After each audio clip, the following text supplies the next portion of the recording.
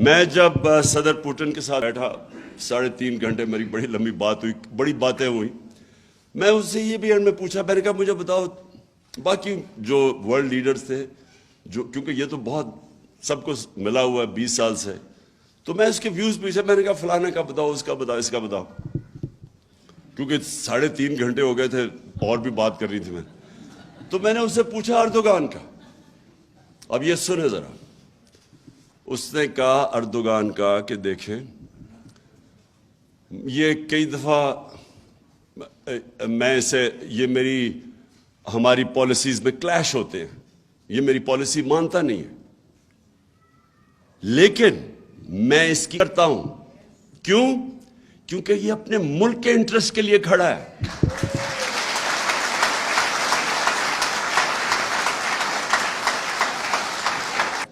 آج آپ ایکسپیریمنٹ کر لیں, 1 منٹ, آپ ایک ایکسپیریمنٹ کر لیں.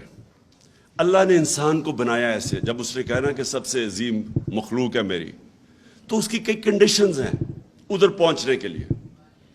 ایک چیز اس نے کہ انسان اس نے بنایا ایسا ہے کہ اگر آج میں سوٹی پکڑ کے چلنا شروع کر دوں میری ٹانگیں کمزور ہو جائیں گی.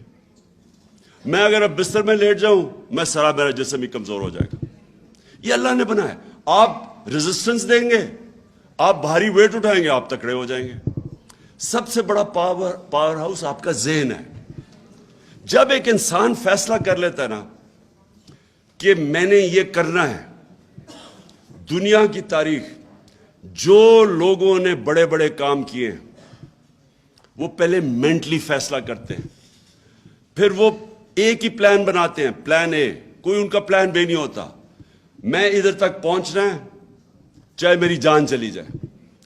اس میں اللہ نے ہمیں اتنی طاقت دی ہے کہ وہ خود ہی انسان کی طاقت نکلنی ہے, اس کو اپنی طاقت ڈسکور کرتا ہے. وہ جب ایک قوم یہ فیصلہ کرے, اور جی دیکھیں عمران خان نے وہ دیکھیں کیا کہہ دیا, وہ روس چلا گیا, جی امریکہ ناراض ہو گیا. اچھا جی اس نے نریندر موڈی کو کہہ دیا کہ وہ ہٹلر سے انسپائرڈ ہے, دیکھیں انڈیا کو ناراض کر دیا. وہ کشمیریوں کے لیے کھڑا ہو گیا, دیکھیں جی وہ کیا کر دیا. یہ کیا کہتے پھر رہے, وہ جی ہمیں آئسولیٹ کر دیا. ان کا مطلب یہ ہے کہ آئسولیٹ نہ کیسے ہوتا ہے, ان کے جوتے پالش کرنے شروع کر دو, ان کے پیروں میں گر جاؤ. ان کا مطلب یہ ہے کہ لوگ اس کو اچھی فورن پالیسی کہتے ہیں. یہ فورن پالیسی تو آپ 50 سال سے کر رہے ہیں, تو اب تک تو پاکستان کو سپر پاور بن جانا چاہیے تھا لوگوں کی جوتے پالش کر کے. کیا کیا ہم نے نہیں کیا اس ملک میں, مجھے یہ بتائیں. کبھی سنا کسی قوم نے جا کے اپنے کسی اور کی جنگ میں 80,000 اپنے لوگ قربان کر دیے؟ کوئی دنیا میں اس کی مثال ہے؟ یہ ان کے 3,000 سے کم لوگ مرتے ہیں, آپ کے 80,000 لوگ مر جاتے ہیں, اور کوئی شکریہ تک نہیں کرتا اس کے, بلکہ ہمیں ذمہ دار ٹھہرا دیتا ہے کہ جو افغانستان میں ان کا فیلئر ہوا. اور میں جب یہ کہتا ہوں کہ پاکستان نے تو تمہارے لیے قربانیاں دی ہیں, وہ ہمیں ذمہ دار ٹھہرا رہے تھے کہ جی دیکھیں طالبان کو پاکستان بیک کر لیا تھا اس لیے وہ ہار گئے. اور مجھے آگے سے کہہ رہے جی یہ نہ کہو وہ امریکی ناراض ہو جائیں گے. میں صرف آپ کو یہ چیزیں اس لیے بتا رہا ہوں کہ اگر اس طرح کی ہم اپنے آپ کو ذلیل کر کے سمجھتے ہیں کہ پاکستان کوئی پیر پہ کھڑا ہو جائے گا, غلط فہمی میں نہ رہے. ہم نے ایمل کانسی کو پکڑا دیا, اس کے وکیل نے جا کے وہاں عدالت میں کہا جی جب انہوں نے اس سے جج نے پوچھا کہ یہ تو قانونی کارروائی نہیں ہوئی, اس کو ابڈکٹ کر کے لے گئے ہیں, تو کیسے ہو گیا یہ؟ اس نے آگے سے کہا جی پاکستانی اپنی والدہ بھی بیچ دیں پیسے کے پیچھے, ڈالروں کے پیچھے. تو ہماری وجہ سے ہم نے ذلت کمائی, ہم نے اپنے آپ کو ذلیل کیا. اس کو دوسرے کو, ایک رمزی یوسف, اس کو پکڑا دیا.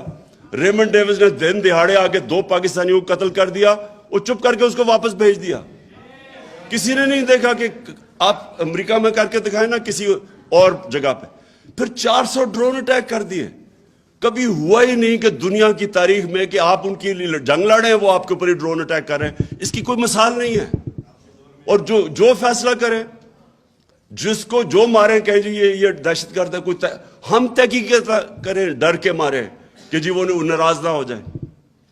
اور اس سے اگر ہم نے یہ جوتے پالش کیے اتنی شیملیسلی اپنے آپ کو ذلیل کر کے, کیا اس سے کوئی فائدہ ہوا پاکستان کو؟ آج گرے ہوئے پیروں میں، آج جا کے نیو یارک میں بیکاریوں کی طرح بھیک مانگ رہے کہ جی ہمیں کوئی بچا لے، فلڈ آ گیا جی، یہ آ گیا، کسی طرح کوئی پیسہ دے دے۔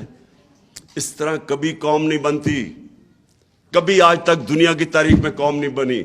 میں بار بار مدینہ کی ریاست کی اس لیے مثال دیتا ہوں، وہ پہلے دن مدینہ کی ریاست ہی بن گئی تھی، انہوں نے جدوجہد کی تھی، انہوں نے مل کے، کمیونٹی نے 2 جنگوں کے اندر، جنگ احد اور خندق کے اندر، تو امہ کو خطرہ تھا کہ وہ بچیں گے بھی یا نہیں۔